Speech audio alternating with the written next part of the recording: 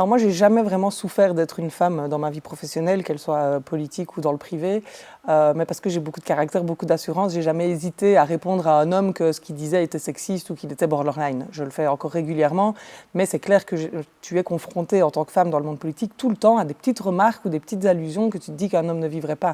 Par exemple, on me demande tout le temps si ça va aller pour concilier mon agenda avec mes enfants. Je ne suis pas certaine que c'est le genre de questions qu'on pose à des hommes. J'ai déjà aussi vu certains regards, parce que je viens au Parlement, genre en basket. J'ai parfois l'impression qu'on réduit un peu à la femme, à une posture, à un code vestimentaire, qu'elle doit être habillée d'une certaine façon, etc. Je ne suis pas certaine que les hommes se posent la même question du regard qu'on va porter sur eux, sur la façon dont ils sont habillés, alors que les femmes, je sais que c'est une pression qu'elles se mettent tout le temps. J'ai d'ailleurs entendu d'autres politiques déjà s'exprimer là-dessus. Donc oui, c'est toutes des petites choses qui font que c'est plus de pression pour une femme d'avoir toujours envie d'être la meilleure, de se sentir compétente dans ce qu'elle fait absolument.